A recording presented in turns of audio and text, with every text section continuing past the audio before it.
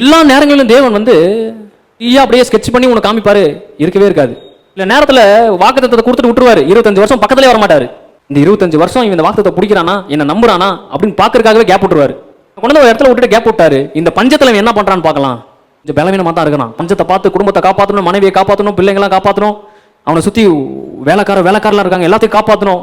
இதை மாம்சமா யோசிக்கிறான் பாருங்க. யோசனை பண்ணி எங்க போயிட்டானா, எகிப்துக்கு போயிட்டான். நான் ஆபிரகாம்கிட்ட இந்த பஞ்சத்துல என்ன இருந்துச்சுன்னு பார்த்தீங்கன்னா, தரிசனம் மட்டும்தான் இருக்குது. என்ன தரிசனம்? தன்னை அழைத்த தேவன், பெயர் சொல்லி அழைத்த தேவன் எனக்கு ஒரு தரிசனம் கொடுத்துருக்காரு. அந்த தரிசனத்தை தவிர இவன் வாழ்க்கையில வேற எதுவுமே கிடையாது. அந்த தரிசனத்தை சுமந்து கொண்டு வாழ்க்கையில எதுவுமே இல்லாம அவன் போறாங்க. யோசிப்பு பாருங்க, அவனுக்கு மிகப்பெரிய தரிசனம் இருக்குது. அந்த தரிசனத்தை சுமந்து கொண்டு அப்பா அம்மாட்டெல்லாம் சொல்றான், யாரும் ஏத்துக்கல. அந்த தரிசனத்தை நிமித்தமாக குழியில் தூக்கி போடுறாங்க. அவன் இருக்கிறது வெறும் தரிசனம் தான், ஆனா அவனை சுத்தி இருக்கிறது எல்லாமே தீமை. தரிசனத்தை மாத்த வச்சிருக்கிறான், ஆனா சுத்தி நடக்கிறது எல்லாமே தீமை. ஆனா அந்த தரிசனம் எல்லா தீமைகளையும் விழுங்கக்கூடியதா இருக்கிறது. உங்களோட தரிசனம் மாத்திரம் இருந்துச்சுன்னா போதும், கடவுளுடைய திட்டம் மாத்திரம் இருந்துச்சுன்னா போதும், கடவுளுடைய ரூட்டை மட்டும் நீங்க கண்டுபிடிச்சிருந்தீங்கன்னா போதும், உங்க உலகத்தில் நடக்கிற எல்லா தீமையும் நீங்க விழுங்கிருவீங்க. எல்லா சர்ப்பங்களையும் எல்லா பாலசிங்கங்களையும் உங்க காலின் கீழ் மிதித்து போடுவீர்கள்.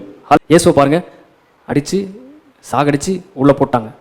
ஆனா இயேசுக்குள்ள பெரிய தரிசனம் இருந்துச்சு. என்னன்னா, என் பிதாவினுடைய சித்தத்தின்படி செய்வதே என்னுடைய திட்டம், என் பிதாவுக்கு செவி கொடுப்பதே என்னுடைய திட்டம்.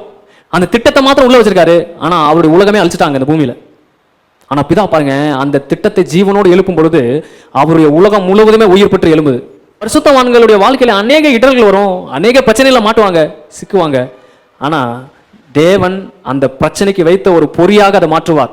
எந்த பிரச்சனையில மாட்டினாங்களோ அந்த பிரச்சனையிலிருந்து இவர்கள் வல்லமையுள்ள மனிதர்களா வெளியே வருவாங்க.